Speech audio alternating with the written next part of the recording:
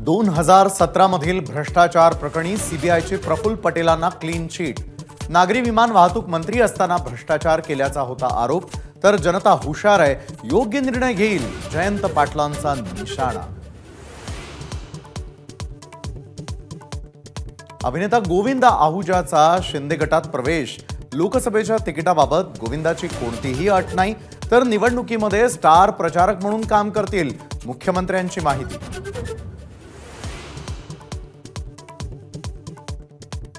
शिंदेंच्या 13 पैकी 11 खासदारांना पुन्हा संधी मिळणार, मुख्यमंत्र्यांचं खासदारांच्या बैठकीत आश्वासन।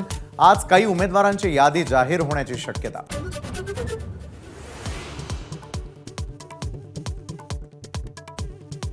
लोकसभा जागा वाटपावरून शिंदे गटातले अनेक नेते भाजपवर नाराज। निगेटिव्ह सर्वेचं कारण देत खच्चीकरण। अनेक नेत्यांची भावना, तर कोणतेही मतभेद नाहीत, भाजपचं स्पष्टीकरण। महायुतीतील खतखत समोर, शिवसेनेच्याच जागेवर हट्ट का? आता एक घाव 2 तुकडे होऊन जाऊ दे, अर्जुन खोतकरांची संतप्त प्रतिक्रिया। ठाणे लोकसभेची जागा भाजपला मिळावी यासाठी देवेंद्र फडणवीस कमालीचे आग्रही, मात्र बालेकिल्ला असल्यानं ठाण्याची जागा आम्हालाच मिळावी, एकनाथ शिंदेंची भूमिका।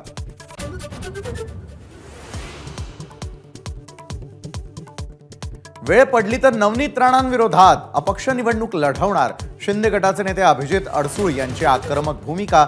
अभिजित अडसूळ यांनी उमेदवारी अर्ज घेतला।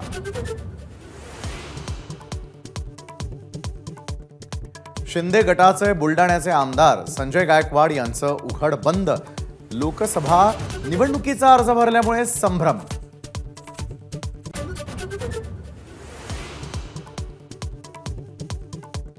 बारामतीमधून निवडणूक लढवण्याबाबत विजय शिवतारे उद्या भूमिका जाहीर करणार। काल रात्री घेतली शिंदे, फडणवीस आणि अजित पवारांची भेट।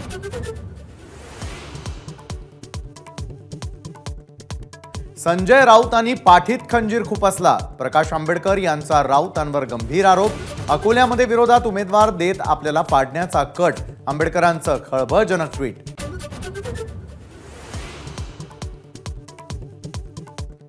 ट्रायडेंट हॉटेलमध्ये महाविकास आघाडीची बैठक। सांगली, भिवंडी आणि दक्षिण मध्य मुंबईच्या जागेवर होणार चर्चा।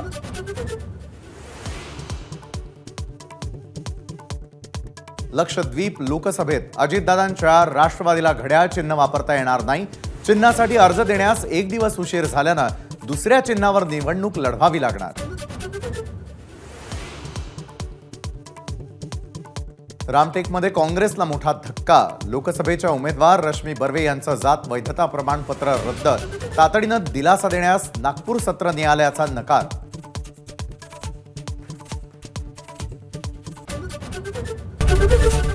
एबीपी माझा, उघडा डोळे बघा नीट।